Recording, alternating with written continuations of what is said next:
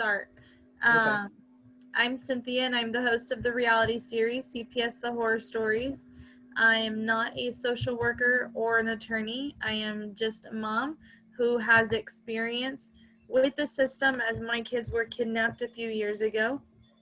After fighting for a couple years, I did get my kids back. And now I have this show where I get to bring out the raw truth with other parents sharing their story and just showing the corruption and traumatic events that are caused by the Department of Child Protective Services. So Miranda, go ahead and introduce yourself. I am Miranda, and I have 5 kids, and my 4 daughters were illegally kidnapped by CPS in South Carolina, July 27th of 2017. They removed my kids off of an allegation that my oldest daughter made while she was in the midst of a mental health breakdown, and she called herself in love with her boyfriend, and we were moving clear across the country, and she thought that everybody was trying to destroy her life. And to avoid the move, she made an allegation. They came and removed my kids. A week later, the police did an investigation. The police came back and said that they had went through her phone and found that during the time she said the allegations occurred, that she was actually in the bathroom taking, he actually had to stumble with his words and try to figure out how to say it. And he finally said very graphic and disturbing images and videos and phone calls and phone records to her boyfriend. She was taking nude and provocative photos of herself. The whole entire time that she said the incident happened, they said that they had proof that she was elsewhere. She was in the bathroom on her phone with phone call records. There was videos, there was pictures. And the way he described it was no parent would want to see what they seen in my child's phone. Now, how old are your children? When they took her, she was 12. So she was. Okay, and did you have any experience with CPS prior to this? Were you Nope. in the system as a child?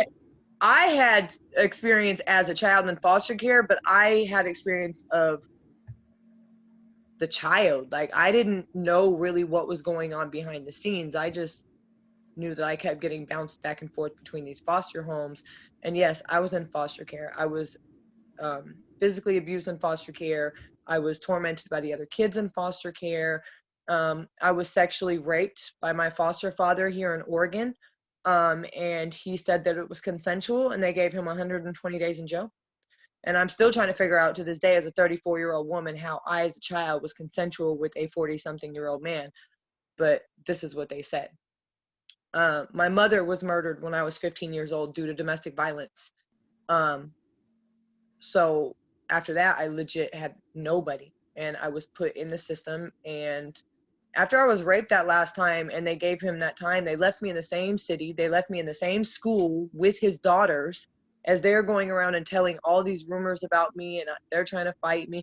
So I ended up running away, which ended up causing me to go to Portland because I thought that I could never get found, which is how I ended up getting involved in sex trafficking, and I got involved in drugs and domestic violence myself. I remember there was a point in time I disappeared after that, and my grandma had heard a rumor that I had been killed. And she had called the Oregon State Police and was trying to start an investigation, trying to find me and things like that. And as a woman now, it's like I couldn't imagine if that was my child, like that went through that felt like she had to run away to escape the abuse and the trauma that she was going through in foster care just to end up in a whole nother traumatic situation. Like, I was forced into sex work and everything else. I was 17, pregnant with a 47-year-old man's child. And DSS knew when I had my child that I was 17 when I got pregnant, because I was 18 when I had her. I remember them coming to my house after I had my oldest daughter to talk to us, and my ex-husband was crazy and ran them off. But now, as a 34-year-old woman with the mother of 4 daughters and a son, I question how DSS even at that point didn't do anything. Like, you knew that I was 17 when I got pregnant. I was 18 when I had her. Yeah, at that point I was grown, but you also know that that happened, and he was clearly way older than me. So it's just, there's so much that the system just, they pick and choose what they want to do. You Yes. know, when they came to take my kids, like I mentioned, I was in the process of moving from South Carolina back to Oregon, because when I moved to South Carolina, I moved down there because I have a sister that lives down there. And my sister had told me, she, move down here. It's so great and it's cheaper living and we can do this and we can do that. And when I got down there, she didn't support me at all. Like, I had no help. So I'm trying to survive. My husband at the time is the father of my 2 youngest daughters. He's physically being abusive to my oldest 2 daughters. And I called the police, and I told the police that he physically assaulted my daughter, and the police told him that he needs to leave, and he ended up leaving. So here I am, a mother stuck with 4 kids by myself in a city, in a state 3,000 miles away from home, with no help, no support, no family, no nothing. So I finally decided to move back home where I have support and where I know at least the workings of the state and how to get around. Down there, you don't even have public transportation. You have to have rides, or you have to have your own vehicle. Back in Portland, there's public transportation on every other block to get anywhere in the city for me and my children. So I hadn't known that my daughter was sneaking a relationship with a boy. And when I found out, I told her it was over and we were moving back to Oregon. And she freaked out and made an allegation against my boyfriend at the time. Like I said, the police cleared him. DHS cleared him. They've removed all of that, at which point my case then became housing. Because apparently in South Carolina, it's illegal to not have your name on a lease. So when we went in front of the judge specifically said, this case is housing. This case is housing. This case is housing. Because by this time, it's been 3 months since they took my kid. So we get back in front of the judge. They're trying to throw more things on top of me to do. The guardian ad litem is clearly against me. She just does not like me from jump. She never has spoken to me. She's never called me on the phone. She's never come to my house to like look at my house. You know how they're supposed to walk through your house and see your house when you get a new place? She never did that when I got my place. Nothing. But she continually writes these bad reports and goes against me ever getting my children back. Let's go back and start with day one. Okay. So tell me how CPS originally gets called on your family.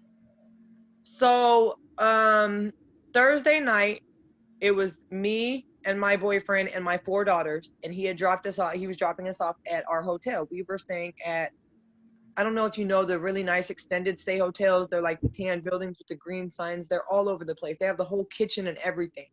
We were in one of those. So it wasn't even like a hole in the wall nasty motel. It was a nice hotel. And we had it for the weekend because we were leaving the next, Monday to come back to Oregon. So I had went outside to go smoke a cigarette. When I came back in, there was water all over the floor. The kids had torn up the room. Why'd you let your sisters tear up this room while I was outside? Like, why didn't you tell them to stop?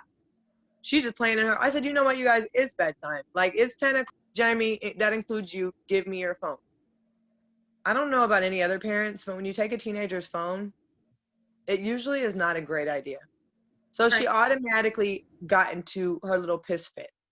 So I go outside, and my thing about it is, I'm the type of parent, I go through my kids' stuff. I'm going to go through your room. I am going to go through your phone. I am going to read your messages until you pay your phone bill and you help pay some bills in my house. I'm going to go through your stuff because that's what I feel like a parent is supposed to do. They're supposed to monitor and make sure their kids are safe. Yes. So I went through my daughter's phone. And boy, there's stuff I tell you. I am not going to go into real detail. I do remember off the top of my head a text asking her if she was going to enjoy taking his penis down her throat. Mind you, my daughter is 12. And she said that she didn't know, but she was going to enjoy trying when she was. I remember other talks about very explicit sex. There was videos of her smoking marijuana. It was bad. It was just endless. And so when she came outside to ask for her phone back, I was like, no, I told you it's bedtime, and at that point my boyfriend had said to her, like, hey, I think it's really bad that I've been sitting here trying to have your back against your mom, because my boyfriend takes the stance that you got to let the kids have a little bit of freedom. So I should have let her go say goodbye to her boyfriend. Like, one of us should have took her to go say goodbye to him before we left, and things of that. Like, he was trying to have her back a little bit before all this, because I guess everybody knows that when you're a boyfriend or girlfriend coming into a relationship and there's teenagers involved, it is kind of hard. So you do kind of want to know the kids to like you, and to have you around and stuff. So they were always cool. There was never any type of weirdness with them at all. She used to hang out with his nieces at his parents' house. So she came out and asked for her phone, and I told her no. And he was like, hey, Jamie, I think it's it was bad. Like, I've been trying to have your back, and I feel like it was a slap in the face to, for your mom to go on your phone and find all this stuff. Like, this is what I was trying to talk to you about, being honest. And she starts cussing him out about how that, he's not her dad, and how she wasn't talking to him, she was talking to me, and blah, blah, blah. She slammed the car door as she's getting out as hard as she could and almost shattered the window. So by this time, I'm not going to lie, I had had enough. I followed her up the stairs, went in the room.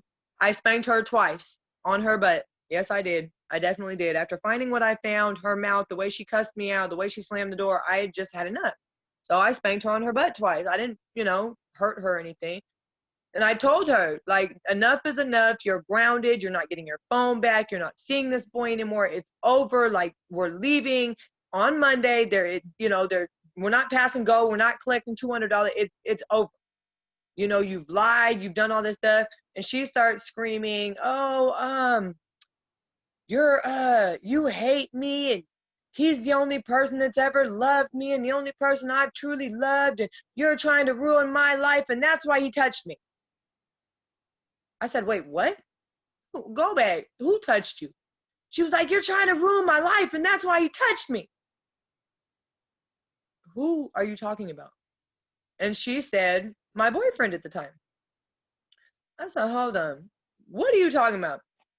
Oh, well, he was in the bed asleep, and I went and got in the other side of the bed, and when I woke up, he was cuddled up to me, and his hand rubbed up against my butt.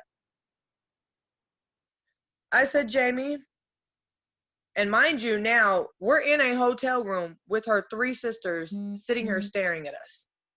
I said, Jamie, we need to take a breather and take a break on this. I said, I need to get your sisters to go to bed. This is not a conversation that we need to be having right now. I said, when everybody goes to sleep and you and I are going to take a breather and calm down, and then you and I are going to talk.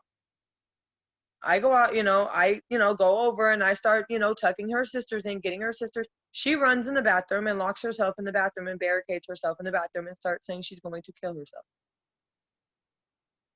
I don't know what to do. I'm trying to get in the door. She won't let me in the door. The only thing I could think to do is to call my sister. And I called my sister because my sister and I don't have a good relationship, but my daughter and my sister have an okay relationship. Like, they were aunt and niece, and they had a pretty good relationship. So I called my sister and I said, hey, can you please, Trinell, come get Jamie out of the bathroom, so we can talk. This is what's going on. My sister was like, I'll be over there. So she comes over. I'm still trying to get Jamie out the door. Jamie won't get out the door, won't come out the door. So I go outside on the balcony. I light a cigarette, waiting for my sister to come. My sister comes. She goes in there. She comes back out, and she tells me she's taking my daughter to her house for the night, and we would meet in the morning, and we would have a sit down, and we would talk with Jamie. So all night, I'm like freaking out because I don't know what the hell is going on. Like, my daughter just told me this story. I've got him telling me that never happened. He leaves back to his house because we're not staying together. It was me and my kids. He was dropping us off at the hotel. So he goes home. Um, the next morning and all throughout the day, I'm calling Trinell, trying to get a hold of her and trying to sit down and have this conversation with her and my daughter. Trinell is ignoring my phone calls. So I end up having to go to work. I can't call out. Like at this point, like I'm on my last couple days. I'm not gonna just leave my job messed up. My kids had went to daycare. So my sister's not answering the phone. So I went to work my last shift. DSS calls me. We need you to come in and talk to us. Okay. So I pull in, I leave work, I pull in. They have me come do my interview in a car. So I'm looking around, sitting in the passenger seat of this car, like, this is weird to me. Like, why are we sitting in a car having this interview? Why are we not in the building? I don't understand. So we're sitting there and he's asking me about, my living situation and what's going on with the kids. And then he, goes to tell me about these accusations from Jamie. Apparently my sister took my daughter and filed a complaint when she said she was going to come talk to me. She just instead took my daughter without me to make this complaint. She didn't even give me a chance. Okay? So I'm telling DSS, like, I guess if you guys have to keep Jamie in custody because you guys are like saying this, like, I don't know what else I could do. Like, you're talking about coming and taking, you guys aren't taking all my kids. Like, this is not right. Like, what are you talking about? So I leave from the interview. I go pick up my kids from daycare. I go back to the hotel. Okay. I get a phone call from DSS. DSS tells me that I either sign my kids over to my sister or they're removing my children. I'm like, wait, what? Sign my kids over to, no. First of all, the reason my kids couldn't stay with my sister in the first place is because my sister's son had accusations of being a sexual predator and was removed out of their home. And my sister didn't even tell me the stuff was going on when we were there. And I have daughters there, which is why I left South. Like, I'm not doing that. So with him coming back in the house, my kids are not going to be there, period. So I told them no, because at this time, my nephew was being transitioned back into the home with my sister and her soon-to-be ex-husband. So it was like, when they asked me to sign my kids over to her, I knew that her son was being transitioned back in the home, and his previous allegations, I was not going to subject my kids to that. So I told them no, and exactly why I said no. So next thing I know, I'm surrounded by police officers. No DHS, no DSS. They sent the police. They held me there for 45 minutes with my kids as my kids were crying until the detective got there. And once the detective heard that we were leaving back to Oregon, he took my kids into custody. I was not given a single shred of documentation. I wasn't given any paperwork. I wasn't given any phone numbers. I wasn't given any names. They just took my kids and drove off with my kids. Mind you, this is a Friday. So Friday night, Saturday, Sunday, I know nothing about where my own kids are. Nothing. I don't get any phone calls, nothing. Monday, I go up to DSS first thing. I'm up there at 8 o'clock when they open their doors. I get told the caseworkers don't come in till 9. Come back. I go down to the City of Columbia Police Department where the detective works that took my kids, and they tell me there's nothing that they could do. I have to deal with DSS. I go back to DSS. They tell me that the people aren't there. They write a number on a purple sticky note and hand me the purple paper, or the paper off the purple stick. Off the paper, they gave me a number. They told me to call. I leave. I try to call the number. They don't answer. I go back to DSS. I tell them, nobody's answering. Nobody's, responding to me, and I want to know answers right now. By this time, it's like 9:30 in the morning. This is my third trip to DSS since 8 o'clock. So they're like, oh, hold on a minute. All of a sudden, 2 people come from in the back, and they say, oh, come with me. I said, okay. So I walk back there with them. They said, it's a good thing you're here. We're having a family meeting about your case, and you need to be here. I said, well, who was going to inform me of this meeting? Because had I not just came up here on my own, I wouldn't have been here. And this is my third trip here. So they take me in this room, they sit me down, they tell all the allegations and whatnot and talk about the kids. I didn't even really get what the meeting was about. I guess it was just for information, because that's all they asked me about was information on my kids, like their health and, you know, their doctors and any medical history and their family and things like that. We go to court, it's getting postponed after postponed after postponed. My merits hearing, which is where they're supposed to take you to the judge and show the evidence that they have and tell the judge what case plan they want you to get, that was supposed to be done right after they took my kid. It didn't happen until 6 weeks after I had my son. So it's like we went back to court. It was, I believe, September of 2017. And at that point, mind you, they took my kids in July. So from July to September, they made me stay in South Carolina because now I can't leave. You guys took my kids. I've given up my job because I was planning on leaving. I've given up my housing because I'm planning on leaving. I'm basically in the process of, now what do I do? I'm stuck here because my kids. So I go back and I get another job, and I just end up paying for hotel rooms.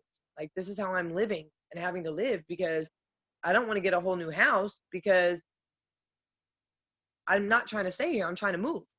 So in September, when we finally got into court, the guardian ad litem's office had came in and tried to add family counseling with me and my oldest daughter. They tried to add counseling for me. They tried to add counseling for my second daughter. And the judge was like, not having it. She flat out let the guardian ad litem have it. She was like, what we are not about to do is tell this mom she needs to do one thing. She does that one thing. She comes back. We throw 10 more things on top of her. She does those 10 things and comes back, and we throw 5 more things on top of her. We're not going to do that to this mother. She said, it really breaks my heart that a mother and 4 children are torn apart based off of complete housing. That is literally all this case is housing. There's no neglect. There's no abuse. There's no drug use. The sex abuse claim that was made, mind you, the detective and his supervisor said that the allegations that were made weren't even criminal. They were borderline criminal, because she said that he was asleep on one side of the bed, and when she said she laid on the other side and went to sleep, and he like rolled over and like threw his arm over her, and his hand, I guess, rubbed up against her butt. That was the allegation. So she was like, we're not going to do that. So I stood up because my lawyer kept not listening to me. I kept asking my lawyer, please ask her if I can go home so I can get a place, so I can get my job, and then my kids can come home up there. Why am I stuck down here? If I'm going to be stuck, I might as well be somewhere where I'm benefiting me and my children. I feel like that was the best thing as for me as a parent for my children. When they say what's in the best interest of the children, the best interest of my children are not to be in South Carolina. My daughter has made a complete freaking 180 since being in care. She used to be an honor roll student, an A student. She used to be all about books and her family, and me and her used to be best friends. And I took her to South Carolina, and she got involved with the wrong crowd and the wrong kids. And she started doing suicidal stuff. She started exploring with sexuality, boys and girls alike. She just changed. And I wanted to get her away from that environment. You know, yes, that was part of the reason I was coming home, not just because I was struggling with no support system. So when I stood up, I told the judge that my motive here is not to get stable for 5 minutes. My motive here is to get stable for the rest of my life. I don't want to be here and get my, yes, I can stay in Columbia, South Carolina and get myself together. I can do that. But what happens when I get all 4 of my kids back and I'm struggling as a single mom by myself out here with no support system? Why can't I go home? My kids come home, and then we're good for the rest of time. The judge agreed with me. The guardian ad litem stood up and said, oh, well, what if she can't, well, she can't see her kids then? What about visitation? She's not going to be able to see her kids. The judge said, look, I said, Your Honor, it's 2017. There's all sorts of video chats. There's Skype. There's, there's Facebook chat. There's all sorts of ways to video chat. And I'm willing to video chat with my kids for the next couple of months to be able to get my kids home and have them home for life. The judge was in tears when I got done talking, and the judge agreed with me. The judge told me to come home. She told me to get myself together, and she told me that she would give me, I would get my kids back. So mind you, this is the end of September. My daughter's birthday is October 3rd. Me being the mother I need to see my daughter for her birthday. So I see Jalen for her birthday on October 3rd, and I leave that same day. Like, I legit left the same exact day. I came back up here. I got a job. I was working, but mind you, I'm staying in hotels while I'm trying to stack up and get into a place. So this is October. So the end of October, I get told that December 5th, I have to be back in South Carolina for court. I said, oh, well, that is really short. Like, that's not even doesn't even give me a month to finish, saving up for this deposit and getting into this place, and then saving up the money to get back to South Carolina because I'm having to pay for all this. Oh, well, you got to be here.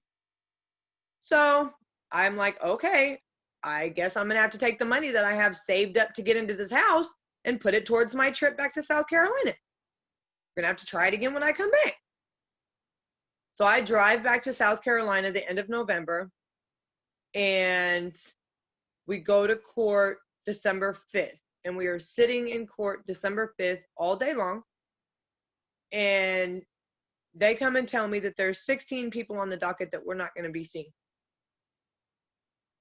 So you're telling me I just drove 3,000 miles and wasted all this money to drive down here for you to tell me you overbooked the docket and I'm not even going to get seen?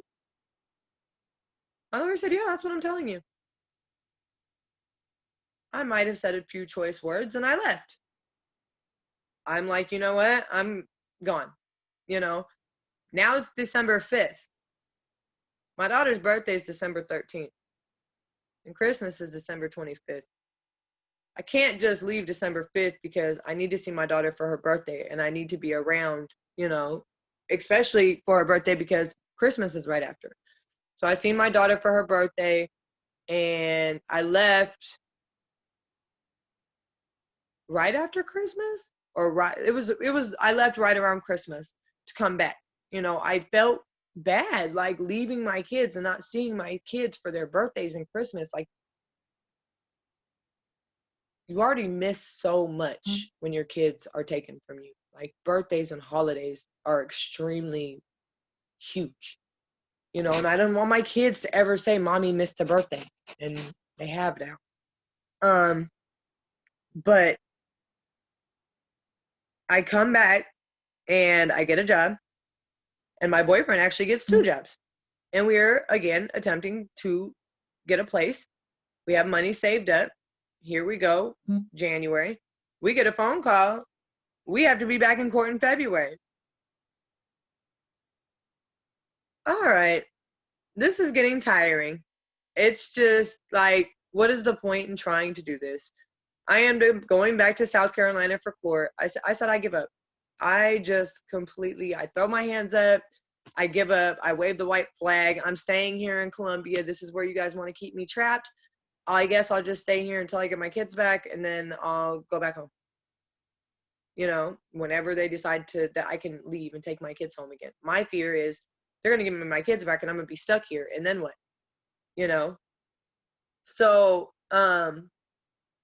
my question was, why wouldn't you want me to come up here without all the kids and get myself together? You would think that would be the most supportive thing to do for parents. If a parent is trying to move, get themselves together, hey, give them, 5 or 6 months to get themselves together, and then have them come back to court. Give them 6 months. That's fair. That gives them time to get a place. That gives them time to get, a job and then a place and then, stack up some money to get back to South Carolina. So I stayed in South Carolina. I ended up getting pregnant with my son. Now I really got to buckle down. I got a baby that's coming. What am I going to do? And I went through the whole, oh my God, how fair is this? Like, I went through the beating myself up because my girls are in care and here I am having another baby. I went through people talking about me because, oh, she got her kids taken away and here she is having another baby. I got a place in South Carolina. DSS was having my kids come visit. I was doing my visits at home. Mind you, they told my special needs daughter, my daughter is disabled and special needs. They told her that when I got a house that they could come home. So as my daughter is coming to my house visiting me, and then when my son was born, they were coming to visit me and my son at home. Oh, well, mommy got a house, we can come home now. This is what she is legit saying. The guardian ad litem never came to my house. I got a house in August. In August of 2018, I had a house in South Carolina. She never came to my house at all. The foster parent told me the guardian ad litem hadn't even seen my kids for 2 years. She didn't see my kids from Christmas of 2017 till Christmas of 2019. She was not seeing my kids. She is writing complete fraud in her reports.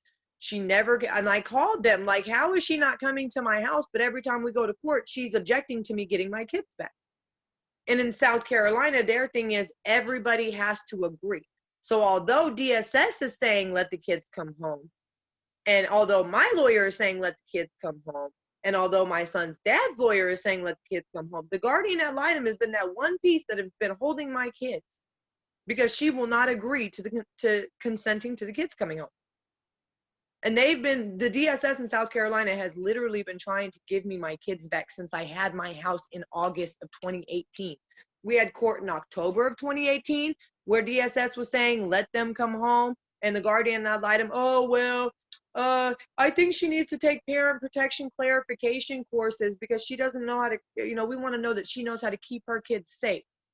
Mind you, my daughter has made 4 sex abuse claims since being in DSS care. And my special needs daughter had made a sex abuse claim while she was in care, in which DSS told me that my oldest 2 daughters coached my special needs daughter to say that another girl in the home touched her so that they could get the girl removed from the home.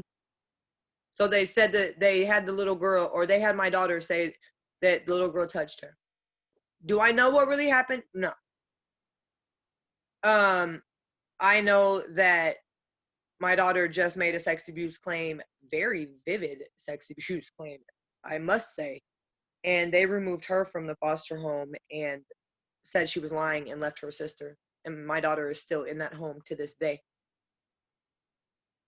But it's literally been a back and forth with this whole back and forth with court. So in last year, mind you, I'm in South Carolina in complete compliance, living my life, going to work, taking care of my son. I went through my whole pregnancy. I had my son, and I had my son in Richland County, Columbia, South Carolina, the same exact city, county, and state took my daughters.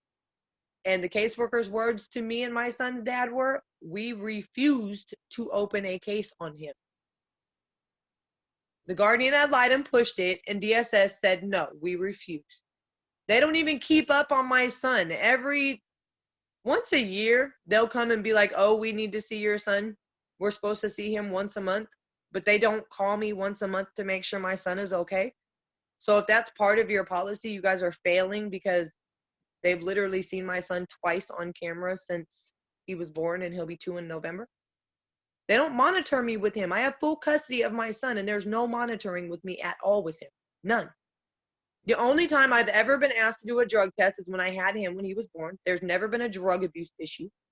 There's never been a fraud issue. There's never been anything. Allegations of me not being in compliance. There's never been allegations of me doing anything wrong. They've never called me, Miranda, you were supposed to do this and you didn't. I've done more than what was asked. I've done more than what was expected. So last year, my son was 5 months old. I had the opportunity to come home and get help getting into a house and have help with my rent being paid for months. At that point, I said, you know what? I can't do this anymore. I can't sit down here struggling. My car had broken down. I had no way around. I had a freaking baby. I lived 45 minutes outside of the city. The house I got was 45 minutes out of town. There were no sidewalks. There were no buses. So if you needed to get around, you needed to know somebody or you needed to have a car. When I lost my car and that housing opportunity opened up for me, I said, I'm going home. And I got on the Greyhound bus with my son and I rode 3 days back home. And I got here, I left South Carolina the Wednesday after Easter of 2019. And by the end of July, I was signing my lease for my house. I have documentation that the caseworkers have submitted to the courts that said that I hadn't presented them with my address when I have text message proof that I sent them proof of my lease. The guardian ad litem is still fighting my kids coming home. The state is trying to send my kids home. So now that I'm in Oregon, DSS in South Carolina says that they want my kids to come home. So they submit an ICPC, which is an interstate compact, which means that Oregon has to come to my house and do a home study. I have to do fingerprints and background checks and you know, they got to verify everything that I'm saying and, you know, my therapy and references and all this stuff, right? I'm on board. I'm completely on board.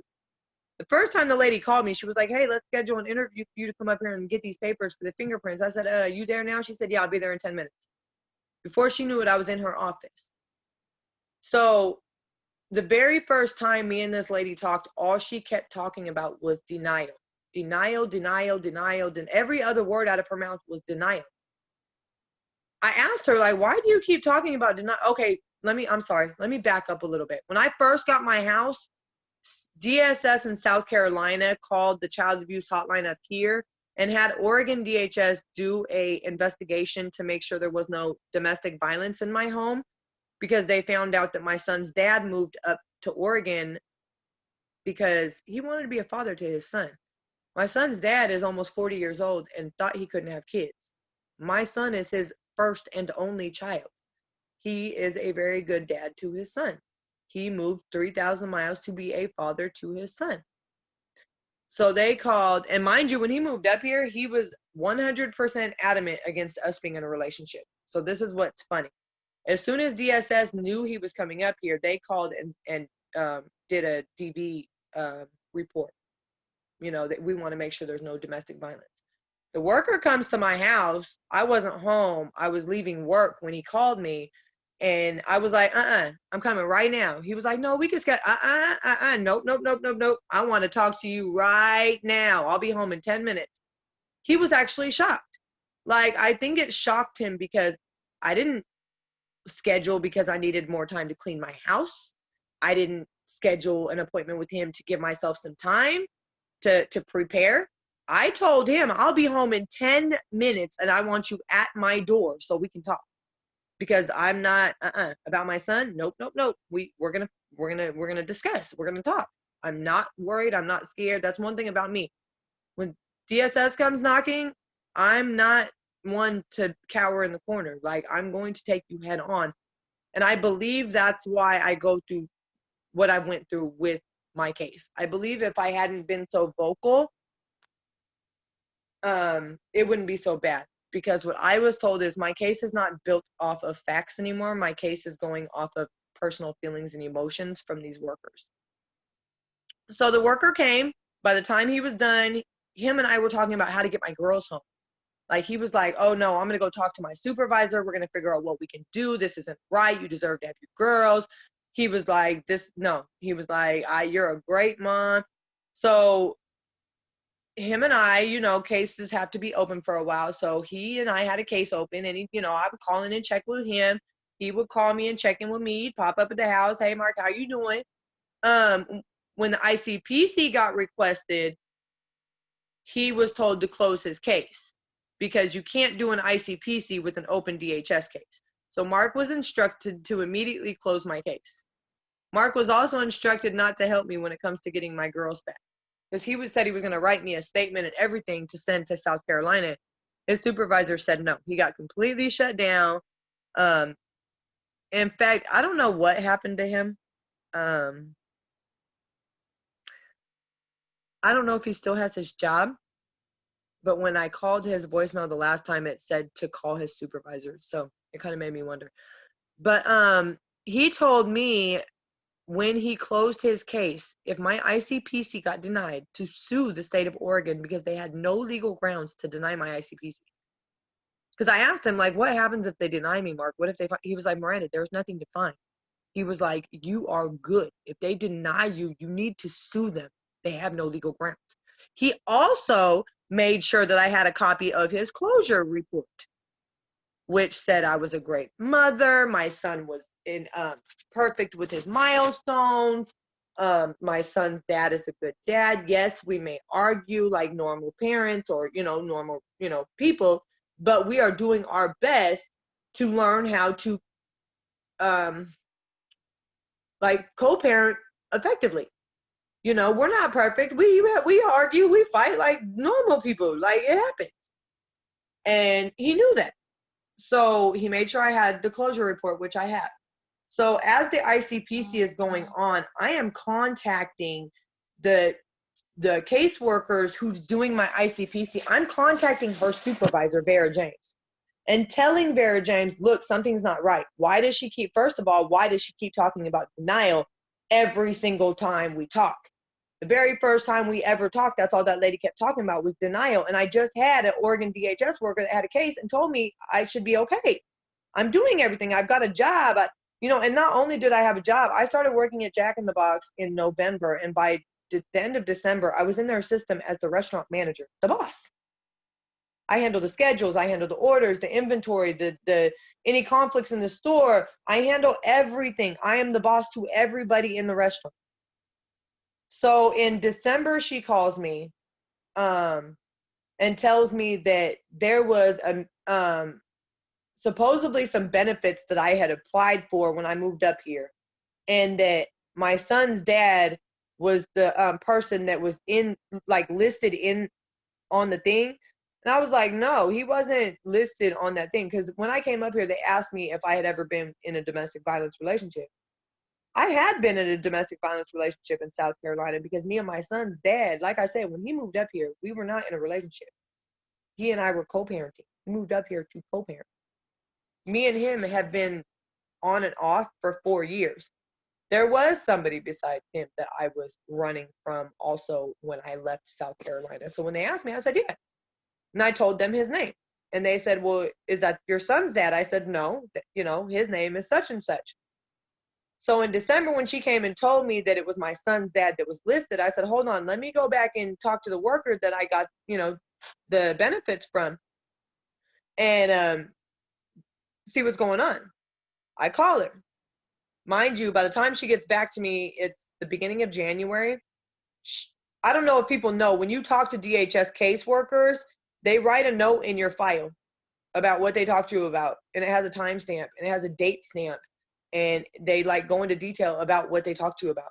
So I talked to her at the beginning of January, and I told her, hey, Charlene, when I got my food stamps and all these benefits and stuff, you asked me about the domestic violence, and I told you I had domestic violence, and you asked me if it was my son's dad. I told you no. She was like, hold on, let me pull up your case and get the original paperwork out. She pulled it out. She looked into the computer. She said, oh, well. I said, oh, well, what? She was like, well, I made a mistake. I was like, what do you mean? She was like, I took your son's dad's first name and the last name of the other gentleman, and I put them together, and I put them in the system as one name. So the name in the system was Howard Johnson. She was like, I was like, well, what does that mean? She was like, well, it doesn't really mean anything. I'm going to fix it. She was like, I'm going to fix it right now. I was like, well, can you go over to ICPC and let Navi Lynn Shiv know this? Because Navi Lynn Shiv is trying to use this to deny my ICPC for my daughters. She was like, oh, yeah, I'll go over there today and let Navi Lynn know that, this was my mistake. Not a problem. So that was in January. In February, I get my ICPC denial paperwork in the mail.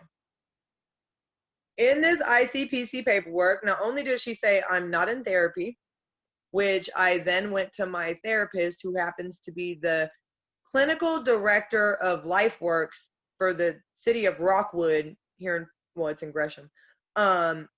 She wrote me a statement. She took the ICPC denial letter and she wrote me a statement stating that it's not true, In the ICPC, she said that I need another psychological evaluation, that I'm not mentally stable to hold a job. Also, that I said I had a job in November, but she couldn't prove that.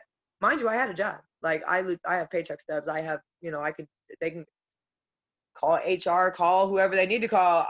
Had a job since November, but she put in there that basically it was a lie. She also put in there that like with the whole job instability thing, I also want to go back and mention on that.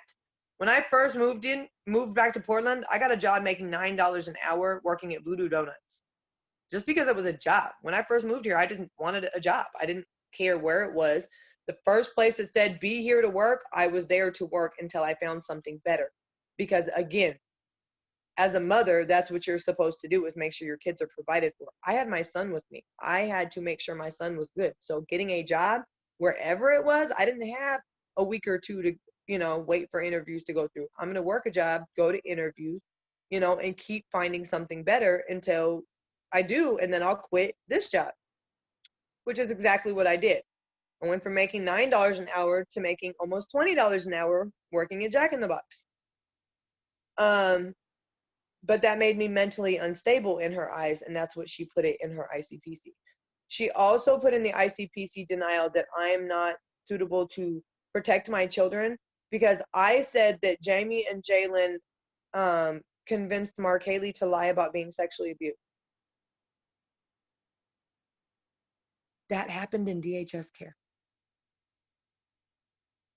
Why am I being denied for that? That's like my really big question. Like, that incident happened in DHS's care. Why is it on my denial? Then she said that my driver's license from Oregon is suspended, and I have a Arizona license because I like my picture. Well, let me back up a little bit. My Arizona license, I won't show you guys because it has my personal information, but ma'am, if you want to see it, I will definitely send it to your inbox so you can verify this with your viewers. My Arizona license has my Oregon ID or my Oregon address on it. Actually, I might be able to show it to you guys without showing you all my information. Hold on one second. The reason for that, now let me explain why my Arizona license has my, something's boiling over. Let me explain to you why my Arizona license has my Oregon address on it. When I moved back to Oregon, I filed for divorce from my ex-husband. And they told me that it would be pointless to pay to change or to pay to get a new license when I was about to get a name change, when I would just have to come back to the DMV and get a whole nother license with my new name on it. So they said, just wait, since you already have your divorce going, you know, notify Arizona that you moved, and notify Arizona that you moved, and we will I don't even care at this point. Do you see where it says Portland, Oregon, or is it too close? Back it up a little bit. Hold on. Down. It's like right here. I'll send you a picture of it. Yeah. I'll send you a picture of it. Anyways, like I said, I pulled out the proof so you guys know I'm not trying Yeah. to. So they told me once you get your divorce papers, bring those. All right. I went to court in January for my divorce. So, you know, you got to wait a while for it to get in the system and them to sign the papers to the judge and everything. By the time everything happened, COVID hit and everything shut down. I legit didn't get my divorce papers until July. And I have those. I have the stamp on those that show the date that I got those to also prove this. So once the DMV opens back up, I'll be going and getting my name changed and my new ID. But also, the question is, why does my driver's license have anything to do with my kids? There's public transportation all over. So not only did I have my therapist write a statement showing that the ICPC was lies, but my family coach from, I don't know, people probably don't know, but there's an agency here called SCI. It's Self Enhancement Inc. They help minority families for the most part, but they help all families. But they're a minority based organization that helps families. They do parenting classes, they do, classes with the kids, they do things with just the kids, they do things with the families, they help with like bills, they help with housing, they help with counseling things. I have a family coach, and I signed up with this agency when I first moved here before I even got into counseling, because everybody knows when you move somewhere you have to get on medical. You can't just walk into a place, hey, I want to see a therapist. There, you got to pay. There's got to be some form of payment. And so when I first got here, I had to get on the Oregon Health Plan. And then when I called LifeWorks, there was a 2.5 month wait for the first appointment, because when you first start counseling here, they have to do an intake appointment, and they're super booked up. I don't know if people know about Portland, Oregon, but we have a mental health crisis, and they're very bogged down. So the wait was 2.5 months. So I'm thinking being involved with this other agency and doing parenting classes and family, working with this family coach. She's not a certified counselor, but we're doing, counseling stuff. We're, doing family stuff with me and my son.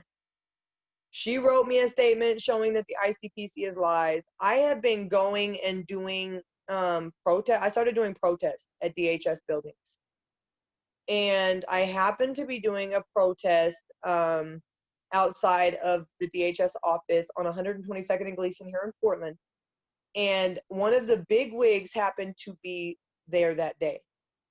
And Margot Logan was there. She's running for Oregon State Rep, and she went and talked to her, and she came back to me. She said, Miranda, that lady said that she wants you to call and schedule an appointment with her to talk to her about your case. She was like, instead of calling, I want you to write a letter requesting that we all sit down and have a meeting about your case. So I wrote the letter and I dropped it off, and then I called the lady and was like, hey, I was told to schedule an appointment with you. And her and I talked, and she was like, well, I don't really know what I could do for you, but I'm going to, talk to some people and get your case, to them. So a few days go by, and I'm thinking that, she's full of crap like everybody else. Mind you, after my ICPC got denied, I called everybody and told everybody it was fraud, and nobody listened to me. So maybe a week later, I get a phone call, and the lady introduces herself as Kelly. And Kelly apparently is the senior operations manager for DHS for the whole entire region. So she's pretty high up there. So we talk for an hour and a half. We go over the ICPC bullet point by bullet point.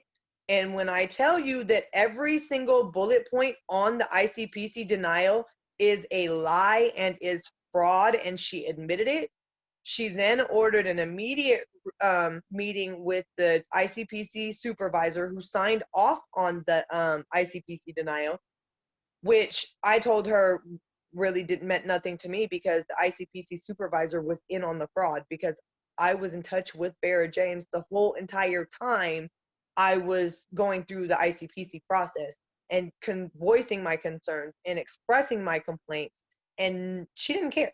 She still signed off on the ICPC denial. So they had the meeting last Wednesday. I get a call last Wednesday night at, I don't know, it was like 4:30, 5 o'clock. And they're telling me that my case has been escalated to the governor's advocacy office because of so much fraud. She also said that she is herself personally filing a complaint against DHS and I guess the certain workers, because she said there was information I was giving and complaints I was voicing that were not even being written up. They were just sitting there. So I didn't hear anything again until today. I called and talked to Kelly's supervisor, who I don't even know what her job title is. I couldn't even imagine. And she said that the governor's advocacy office got my case on Thursday. And apparently the governor's advocacy office and Kelly talked on Saturday, which kind of blows my head out of the water, because I did have a protest kind of on Friday in front of the state building, but I didn't know that they worked on Saturday. So basically, that's where my case is at now. My case is literally sitting on the governor's desk, waiting on them to make a decision. We have Oregon ICPC Vera James saying that they need South Carolina to submit an addendum request for them to amend the old ICPC. And South Carolina ICPC is saying, we don't need to do that. You guys can do it without us. So in the meantime, South Carolina heard this is going on. South Carolina has now scheduled TPR court for October 12th.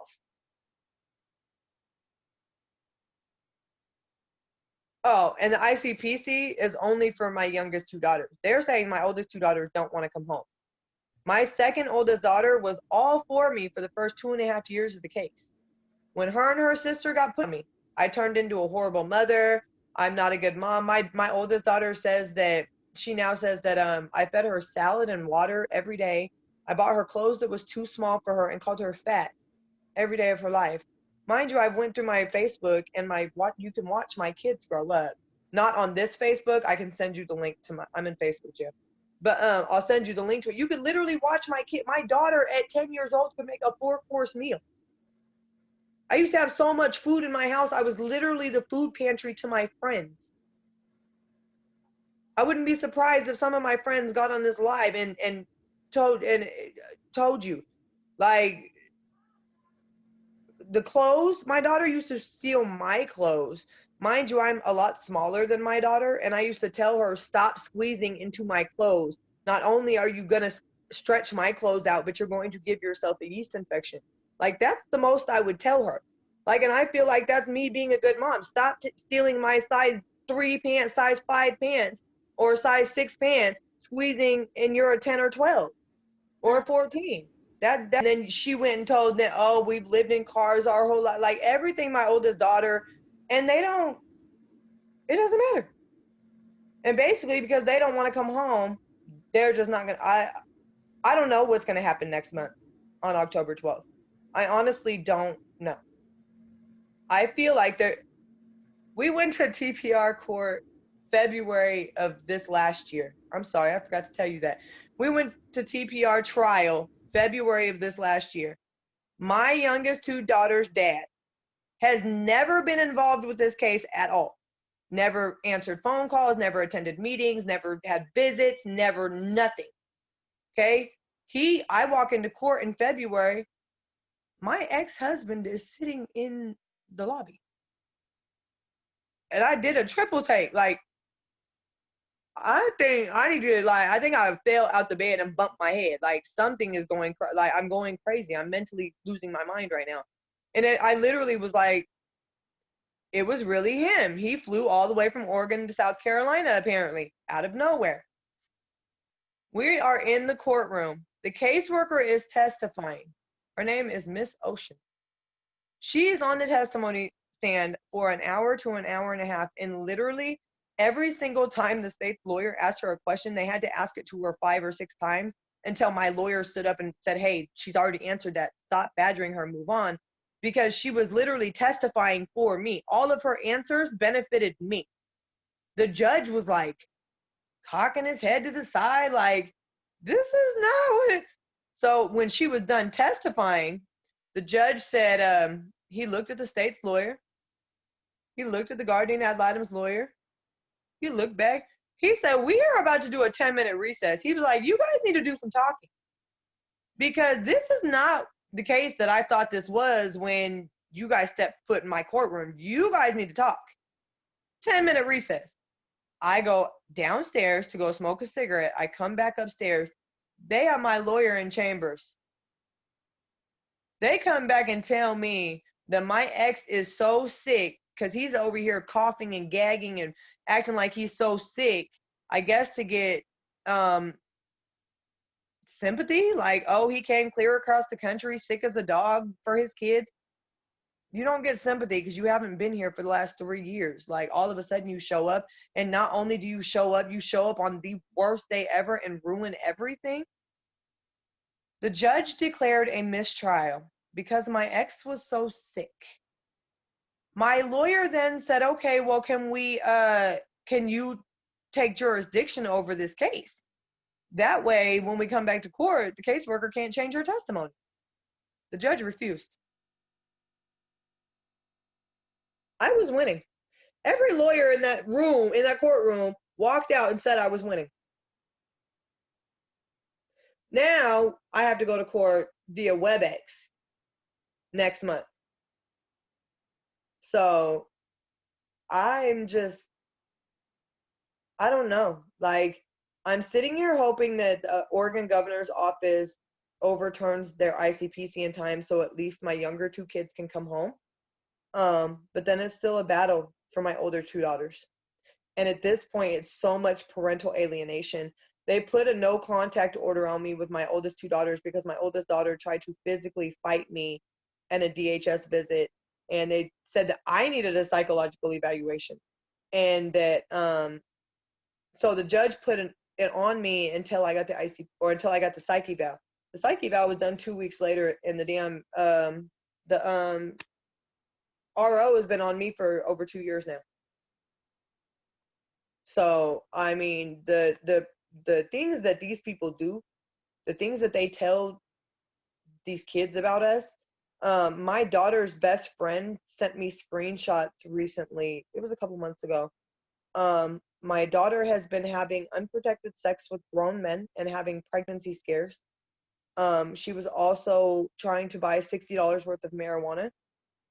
I have caught my two oldest daughters on Instagram Live at 1 o'clock in the morning, doing little strip dances, and they were talking to men. One of them, I will never forget his screen name. It was Make Her Squirt 69. And he was talking to my 12-year-old daughter on Instagram Live as she did a striptease.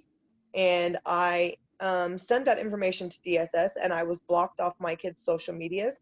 I was told the screenshots of my daughter's sexual stuff and the drug use, they could not verify the validity of the text messages, so nothing happened. They waited 3 weeks to take her to the hospital to get her tested for drugs and pregnancy.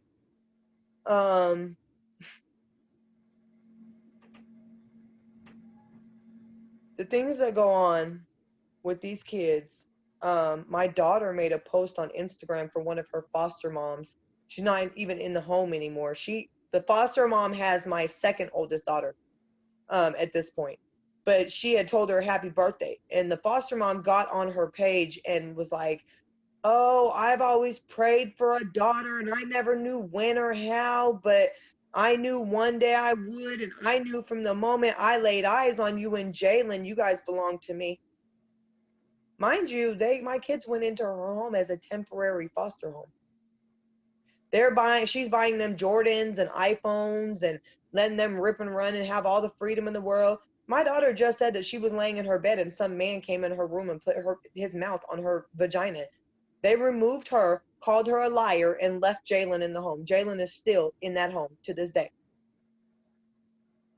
Now, why, when there was an allegation that was barely anything brought when it was me, you came and snatched all 4 of mine?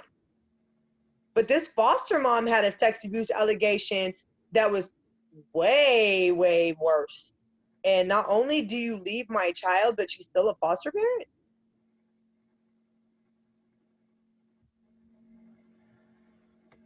So my thing is, I want to know what Governor Kate Brown is going to do about my case. That's my thing. So I've been having my people call the governor's office. We've been doing protests. Went down there on Friday and left a banner and asked her why my kids are in care on fraud.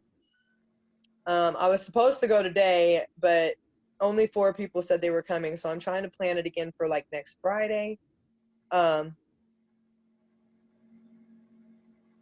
don't understand how any of what they do is legal. Like, I've heard so many stories. Like, I just don't understand. And also, I want to clarify for the world that don't know. People seem to not understand that CPS is not even a government agency. CPS is a non-profit organization that gets federal funding for stealing our children. And if you people don't know that, y'all need to wake up. Okay? They get federal funding for every child that they take. They get federal funding for every special needs and disabled child that they take. They get an additional funding for any early termination they get, and they get additional money, 30 to 50K around is what they sell our kids for. Have you ever went on an Arizona website and looked at the foster care thing where they list our kids like dogs and cats? Because you don't know. Just like the Humane Society, the foster care, they label our kids. They have a whole website. Our kids are on a list. Yep. You can go pick them out. Your favorite hair color, your favorite eye color. You can go pick them out, what they like, what they don't like. It's sick. Yeah. And what I want everybody to do, what I ask, my biggest thing is everybody needs to get over the stigma and the stereotype of parents being bad parents when they have their kids in care, because that's not true. There is literally no, my lawyer said that my case is the easiest case plan she's ever seen. You want to know what my case plan is? Income, house, counseling, family counseling with my oldest two daughters. Oh, which I might mention, they don't let me do the family counseling with my oldest two daughters. I'm refused from doing that. I've asked to do it. I've begged to do it. I've also asked for my kids' medical records for the past 3 years. I get refused those. I was sent a picture from the CPS worker herself, sent me a picture of my daughter on her birthday wearing a t-shirt and Crocs out in the middle of a restaurant. Why is my child wearing a t-shirt in public? And then the caseworker going to argue with me and tell me it's a dress. So I went on Spencer's website and found it. It's a SpongeBob t-shirt. And then you know what the smart mouth said to me? Oh, if you don't like what she wears, send her some clothes. In which I returned, if you don't like how I talk, give me my kids back. So I am to the point where I think I'm just, all I could do is bring awareness and pray that something changes, because when I say that I have all this evidence, and I will even send you all my evidence so you could see it. What I have posted, I have a post posted on my page that has the ICPC denial, guys. It has the letter from my caseworker, or not my caseworker, it has the letter from my therapist, my family coach. It also has the DHS closure report. It also has the note report from when I talked to Charlene about the issue in the DHS system, which, by the way, I might mention, when I say that fraud happened, remember how I said that the caseworker was fixing the mistake in the system and letting Navi Lynn Shiv know that same day in January that that was a mistake on DHS's part. In February, Navi Lynn wrote that denial report. In the denial report, it says that I got the DV grant against my son's dad, and that I am now trying to change my story about who I got it from, and how I'm abusive and how I need to go to batterer's class. Mind you, I've never had a single allegation of any type of assault, abuse, physical violence. I've never been arrested for a violent crime ever in my life. I did slap a girl once when I was a teenager for calling my mom the B word. I did do that, but in my defense, she called my mom a, yeah. Anyways, but that was it. So how are you coming and making a denial? And everybody that's read the denial said that it sounds like a very biased report. Kelly told me after she went over everything that not only did I not get a fair and impartial and unbiased ICPC home study, but that South Carolina DSS put false information in the original request. So when I asked why she kept saying denial, denial, denial the whole entire time, that was why. Because when they first got the request, she had looked at it and already knew she planned on denying it because of whatever they put in that request. So it's a whole scheme of fraud. And here I am working to expose it. And if you guys aren't out here trying to expose what's going on, please don't be scared. Don't be scared of CPS, because that's how and why they do what they do, because parents stay scared and they're afraid to fight back. Yes, you might go a little bit longer. Like me, I went longer without my kids, because I think had I got on my knees and bowed down to them and did everything, you know, and kept quiet anytime I seen some stuff, I don't think it would be the way it is. But I was monitoring my children from, the internet. I was calling everybody.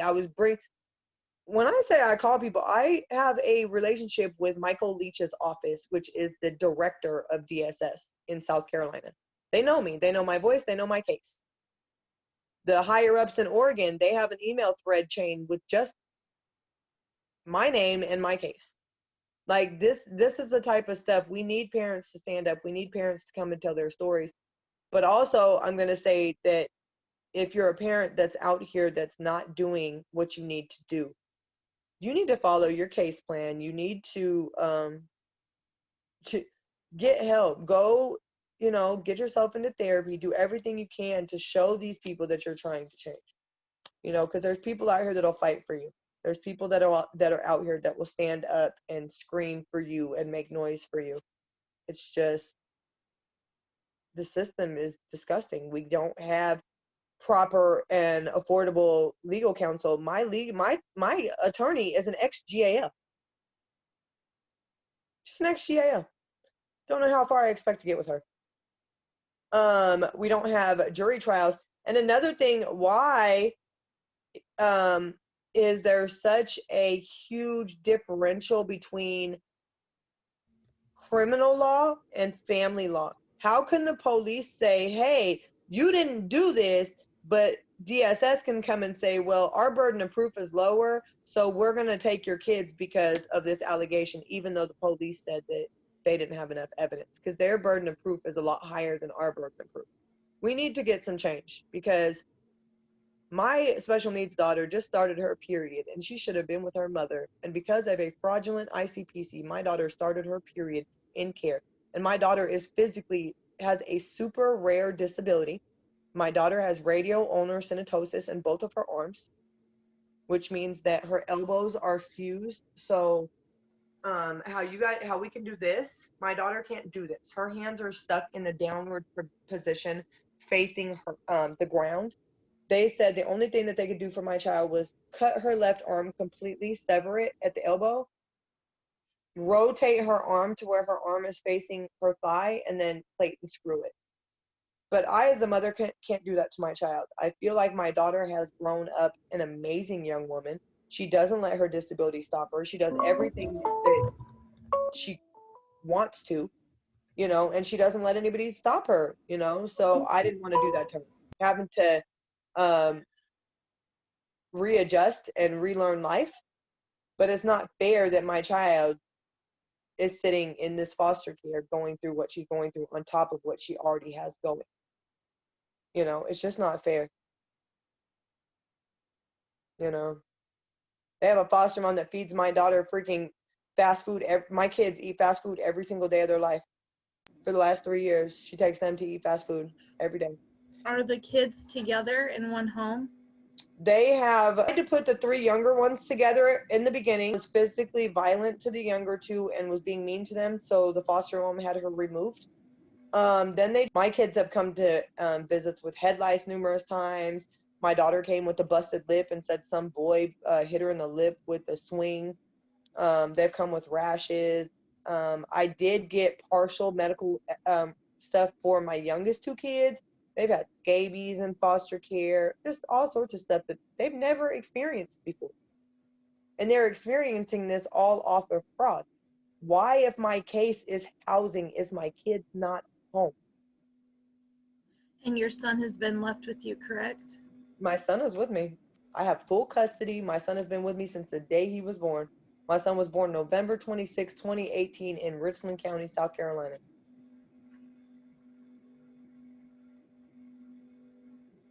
They don't come to my house to check on him. They don't call me to check on him. They don't question me about him. And that's another thing. What damage is this doing to my children? My son hasn't seen his sisters since he was 5 months old. He hasn't ever met his 2 oldest sisters. And then, how do my daughters feel? Sitting here watching their mom raise their brother and they are in foster care. Wow. Like, it hurts. It's definitely, it's the damage that DSS and CPS does and DHS, whatever they want to call themselves, is you can't fix it. Like, I was a foster child. I still remember the torment.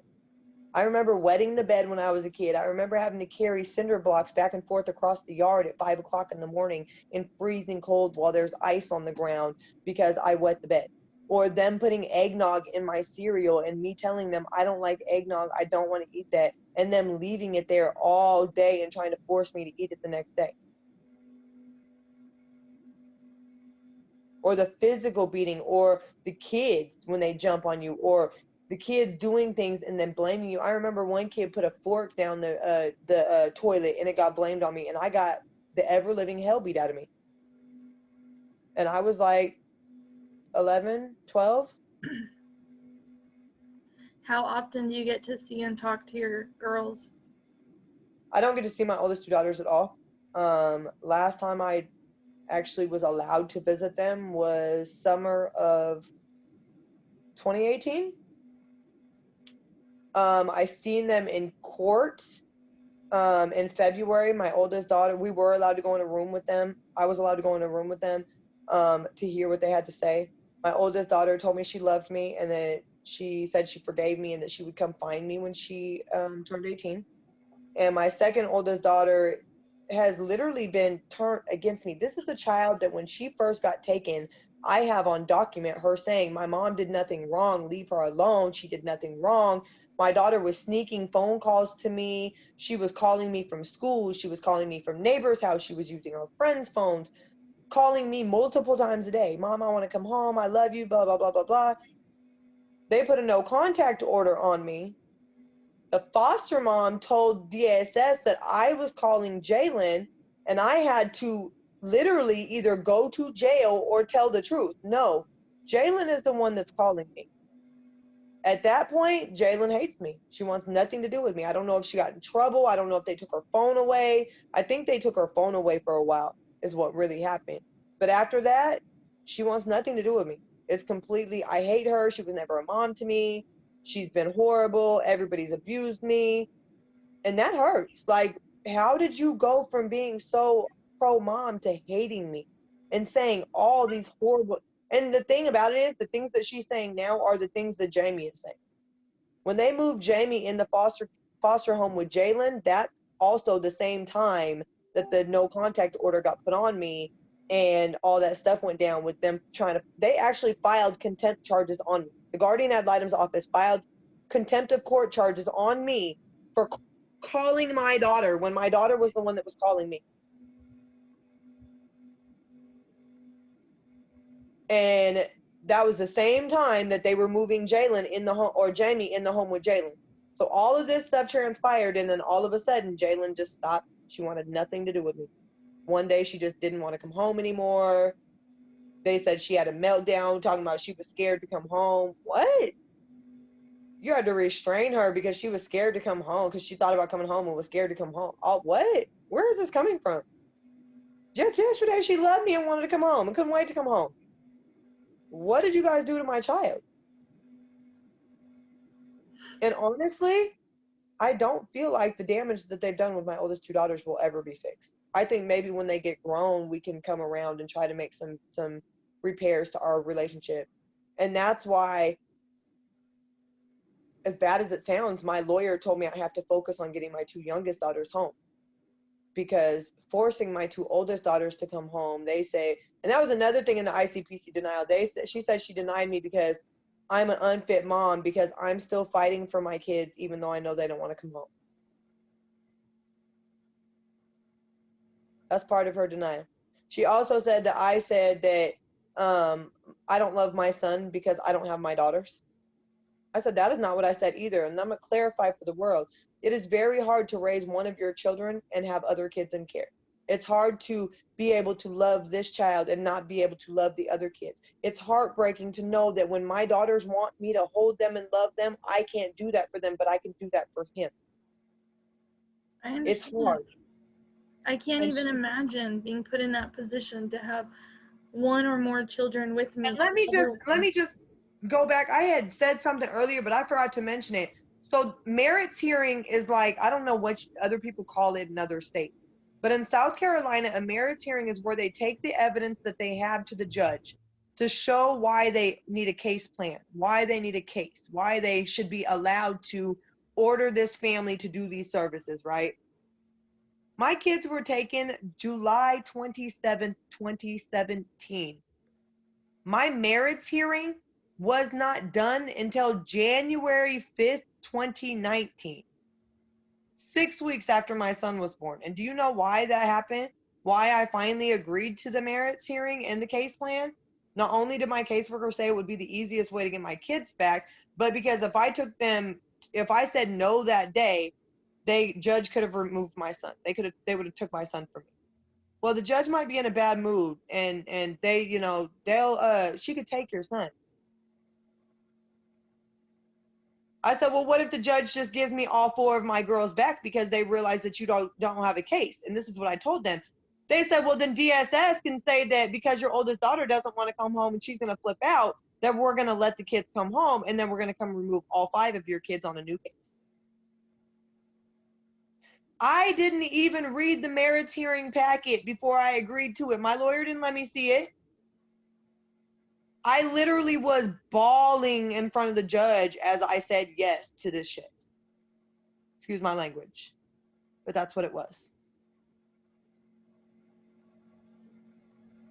They used my son, and I told them, you guys are making me choose between my son and my daughters right now, and that is so not fair.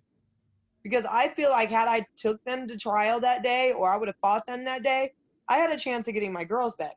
But I also know that my oldest daughter has already made it clear that if they order her to come home, she's not even getting in the car, which will then give CPS an avenue to open a new case, is what they say. Wow. So my guardian ad litem had brain surgery, and then she had to recover from brain surgery, and then she had vertigo from brain surgery.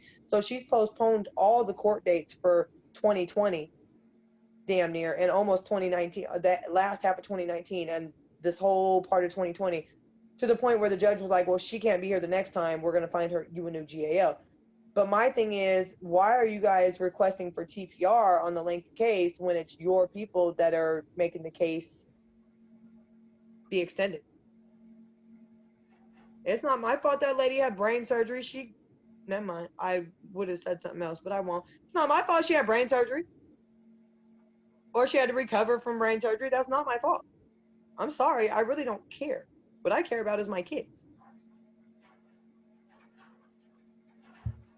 So I appreciate you, and what you do, and you giving parents like myself an avenue to get our stories out there, because somebody got to do it. So you were saying that I think it's your older two, or 2 of them having sex or being raped. My oldest daughter for sure is having sex. I don't know about my second daughter.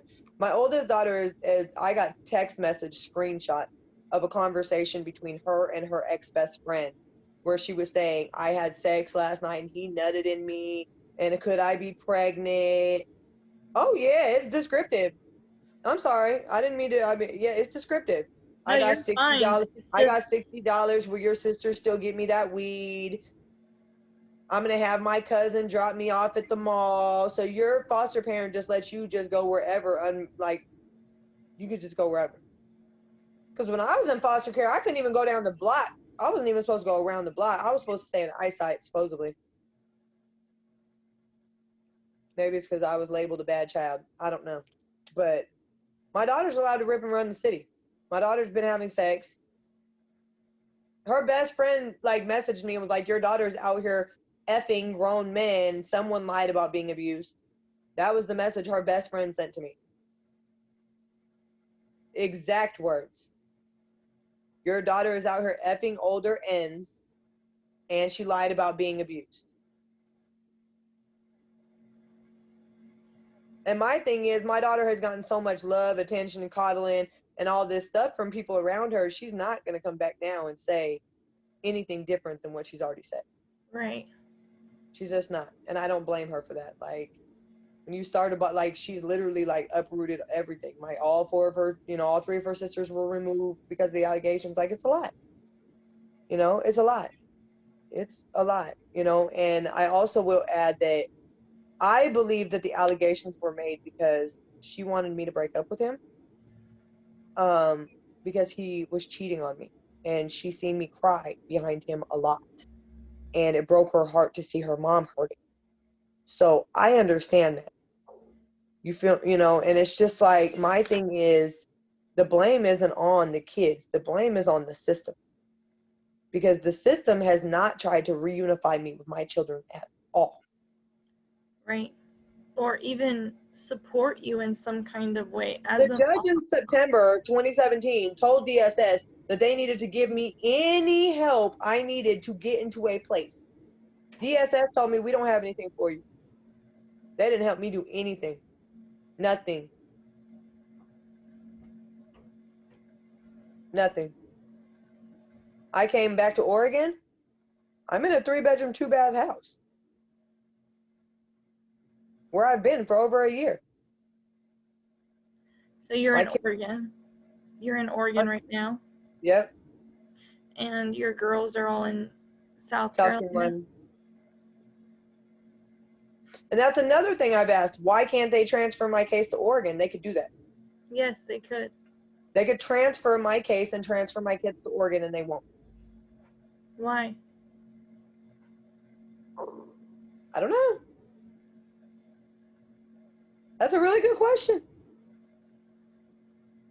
I've screamed it to everybody. I've asked my lawyer. I've asked the courts. I've called the courthouse.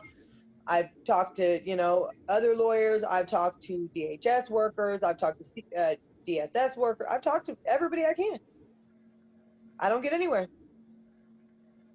Because I know they could transfer. And that's my thing. That's what I would like to see happen. I would like to see them give me Azari and Mark Haley back. Bring Jamie and Jalen back to Oregon into care up here, and let us get into family counseling and rebuild our relationship.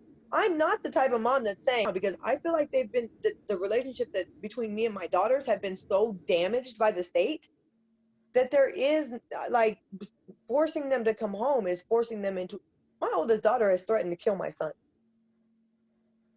Like, flat out, if you ever leave him alone with me, I will kill him. So I know that I cannot force my child back into this situation, but I know that my child needs help. And I know that I'm not willing to give up on my child. But my kids do not have any family that are willing to step up and take them either. None of their family has offered to help me take any of my kids, or to help. What can we do to get these kids? What can I do personally to that nothing. It's just me. And I also believe that that's another reason why DSS is taking complete advantage, because they know it's just me. And you're still the mom. You know what your kids need. You're hungry? I'm sorry, my dog just ran in here and got on my bed. It's okay. I feel like when you say the best interest of kids, like, you have to think of what's in the best interest of the kids. And I know that if I force my oldest 2 daughters to come straight home, it's going to cause chaos and havoc in the home. No, I'm there. I'll eat when I'm done. Say hi. I'm sorry. Somebody missed me, I think. He's so cute. Oh my gosh. He's not even 2, and he is in a 5'6" diaper and a 4T clothes. So, I mean, I would say he's healthy. Yes. Hi. Oh, he's on the move. He's after having, and mind you, I'm gonna say that nobody warned you about having boys. If you guys are watching this and you guys don't have boys, girls, it's their mouths and their attitudes. Boys, you have to keep these. You got to keep them alive. Exactly. And that's another thing. People don't understand when I'm around people. Like, his dad has a group of people that they hang around, and they're always like, Miranda, let him breathe, let him go, he's okay, let it. Sorry, somebody called my phone. I can't do that because what if he falls down and breaks his arm? Or what if he falls off of something and gets a black eye? Or what if he, hurts himself and they take him away from me because of an accident? Meanwhile, the caseworker that I had when I had him had a baby 2 or 3 months after me. And by the time her baby was like 4 or 5 months, her baby had a broken leg. And I'm sitting here thinking like, dang, like, Lord knows if my son had a broken leg, y'all would try to come snatch him from me. I live in complete fear every single day of any little thing because I'm afraid that if my son falls down or hurts himself, that they're going to snatch him from me. We should not live like that. We should not live in fear. Like when on The Lion King, when Mufasa, that's how it is with CPS. CPS, like you say CPS, you get a cold chill down your spine, and you just start feeling funny. People will never understand when I try to explain the feeling I get. Yeah. When I hear a knock on the door. Oh yeah. That certain knock, if somebody knocks a certain type of way on the door, anything other than do do do do, it's like that's somebody coming. Yeah. Yes. It's bad. It's bad. They traumatize parents. They traumatize children. They tear families apart, and something has to change. Like I have complete proof of fraud and corruption. Like I said, there's a post on my page. You'll see screenshots where there's like some red writing attached to it. It'll say like it's a post that is written on my page. Please everybody go check it out and share it. It has my ICPC denial, and it also has some of the evidence, and I say some because for instance in the ICPC denial she said I didn't give her references, but I have 3 separate screenshots of 3 different emails where I sent her lists of references. As well as her saying that I wasn't cooperating with the home study process, but I have proof by screenshots of our email threads of me asking her, hey, when can you guys come do this home study? When can we get together? What's the next step? What do I do? What else can I do? While we're waiting for the fingerprints, is there anything else we can do? Why are we just sitting here? Like, they're the ones that weren't doing anything. And that's because they had no intention of approving my ICPC from jump. It was never anything. From jump. I never had a chance. So I'm waiting for the governor's advocacy office to call. You guys can feel free. Anybody that's watching can call the governor's advocacy office and ask them here in Oregon why Mark Haley and Azaria Slaughter are still sitting in foster care on lies and proven lies and corruption. And also, I want to know what they're going to do with these workers that did this fraud and corruption. It's not just about my children coming home, because there's other parents that these caseworkers are going to deal with or have dealt with. You need to go back in their files and check all their cases and see who else got railroaded. Yes. Because I'm not the only person. No. And that's the thing. If they think that giving me my kids back is going to shut me up, they're wrong. Because I'm not. There's other parents. They did that with me a while ago. They gave me a new foster.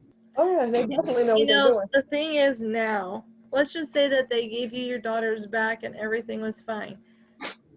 You're still missing years.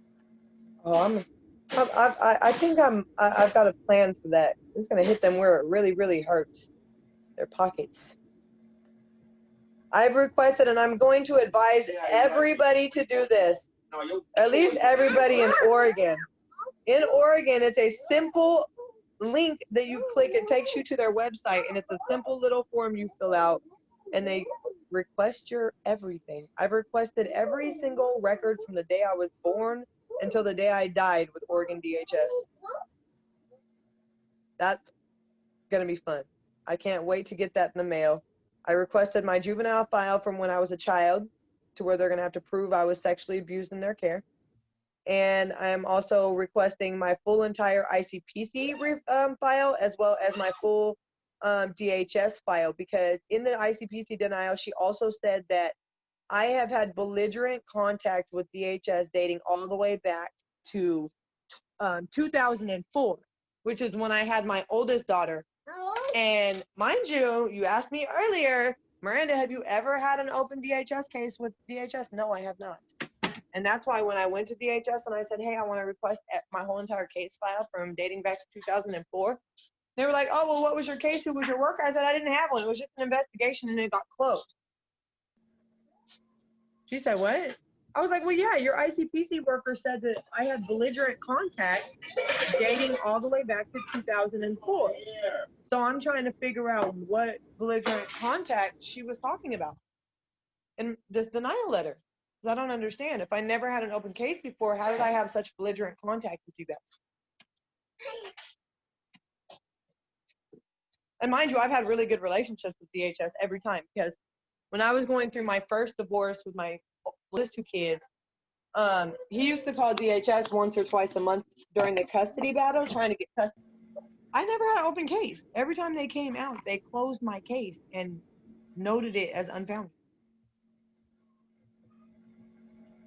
So how is there belligerent contact? Wow. I don't understand.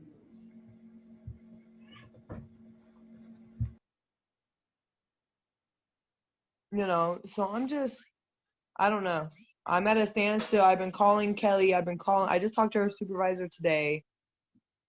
But I don't know. I guess what I need is people to call the governor's office and ask them, leave a message. Hey, this is concerning Azaria Markeli and Miranda, and what is going on with this case? You know, I'm trying to get people to push that.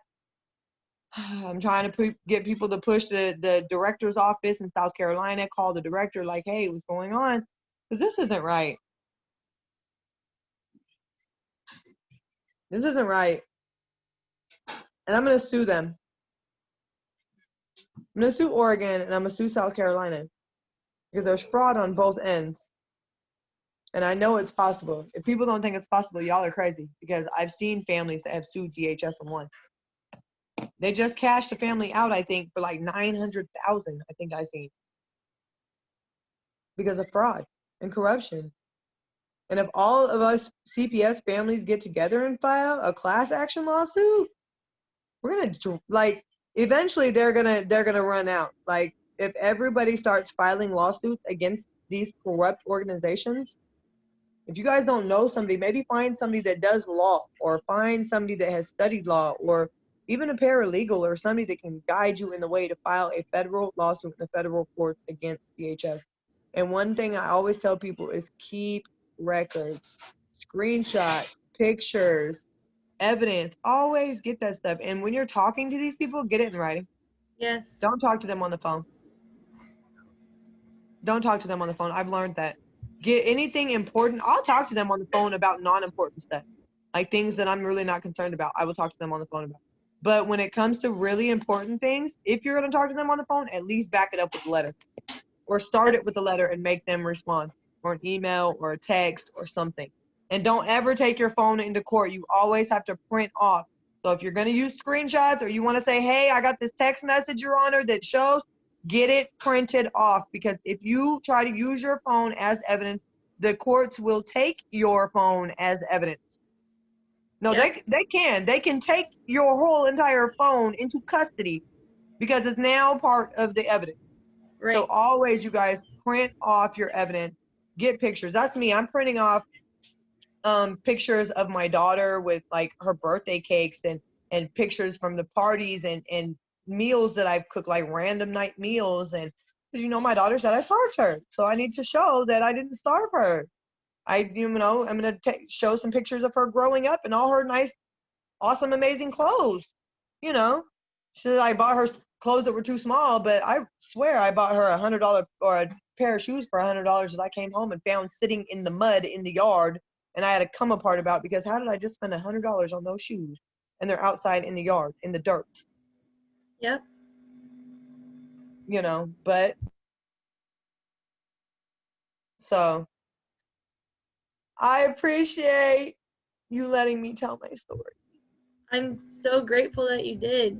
You're one of the most organized parents as far as information, and It's taken me a long time to get there. I'm sure it has. And what's sad is we aren't just like that. We have gone through things that make us become that way. And you can tell you've been through an awful lot to get that way. I've seen a lot. My mother was raped, and I'm the product of that rape. So from the time I was a kid, I was, this has been something that I've experienced. When I was really, really young, I was sexually abused as a, like young, like infant, toddler. And I remember having like episodes of remembering things. And so I also want to point out to people that are saying save our children. Saving our children isn't just Pizzagate and Pedogate and whatever else people are talking about. This is the corrupt organizations that are taking our children. CPS, 88% of children trafficked in the United States come directly from CPS foster care. And I'm going to tell people when they're like, oh, well, they're runaways. Why are they runaways? Why? If kids were in homes where they were loved and happy, they wouldn't run away. I ran away because I was raped and I was fucking tormented after fucking words. And I had to protect myself, so I ran away, which then led me into sex trafficking, which then led me to prostitution, which then led me to jail, which then led me to prison. Like, I've been there. I've seen it. Why? Because of what I went through as a kid. I was 15 years old. My mother was murdered in a domestic violence situation. She was shot in the back with a single shotgun on the 4th of July, 2001. Nobody stepped up for me. I was on my own. They knew I got addicted to drugs. They did nothing. CPS did not try to do anything for me until I caught a case of simple possession. When I caught a possession charge, they put me on probation. They threw me in foster care. I got raped by my foster father. Did they care? No, because she's an out-of-control kid. These people that are supposed to be protecting us are not protecting us. They're not protecting our children. And you know they're not protecting us because, why? We shouldn't be scared of people that are protecting us. We're terrified of this agency. Exactly. How sad Terrified. is that? Terrified. Parents are literally terrified. How many parents do you know personally that have had CPS show up at their door and they, let somebody know, oh my God, I just got a thing on my door from CPS. What do I do? Oh my God, they're gonna take. That is a real thing.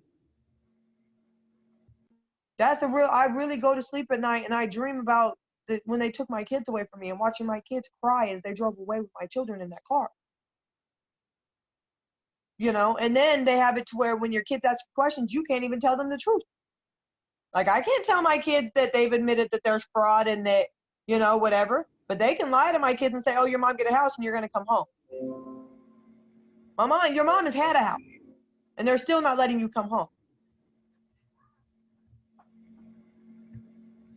Or tell the kids that your mom's using when you've never touched a drug in your life. They told my kids that they can't come home until I get better because I'm on drugs. I've never touched drugs in my life. And you tell them did you tell them you want a hair follicle test? Oh, I had every test I did was negative. Where are you at? California. Okay. Message me on Facebook. I'll see who I can get you connected with. We'll see what we can do. Oh, my case is closed. Oh, your kids are home. Yeah. Oh, I forgot you did say that. That's right. Yeah, they're dirty. They're dirty. They're real dirty. They're real, real dirty. And you cannot argue and say anything to try to tell your kids anything different, because then if you do, you are not in compliance.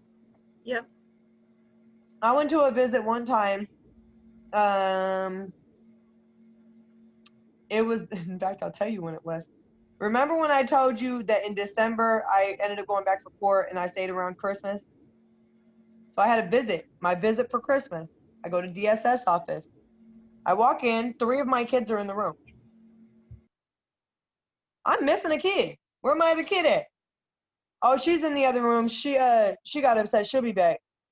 Jalen walks in the room, fist balled up, tears just streaming down her face. Her face is balled up. You can clearly tell she's upset.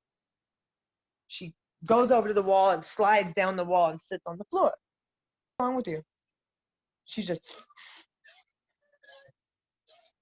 Jalen, what is wrong with you? Like, I can't do anything if you don't tell me what's going on. I can't fix it for you.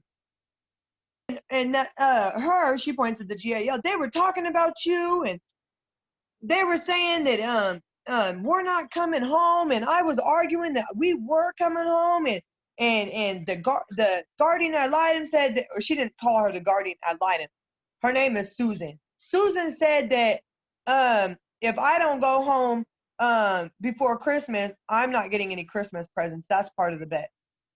So you're telling my daughter that if she stays in foster care, you're not going to get her any Christmas presents as part of a bet if they're going home or not? And you are a grown woman and my child is a child? A traumatized child? Wow. And then wrote in one of her reports that Of course. I used to be told all the time how I was causing my kids to have anxiety. And I was upsetting them and causing them to be very fearful of me.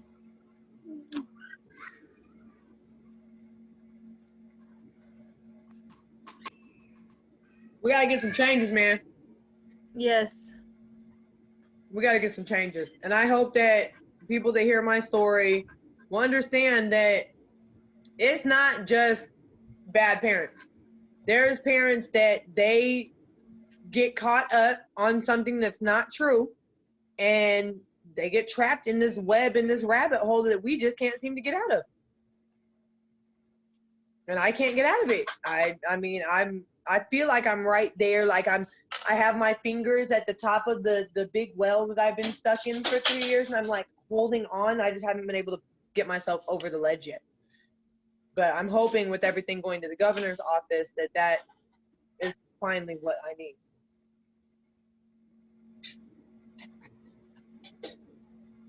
That was so nice of you to make breakfast.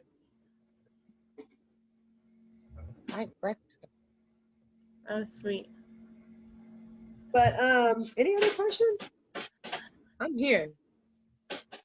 I'm grateful that I got to meet you and hear your story, and it's craziness what's happened to you and your girls.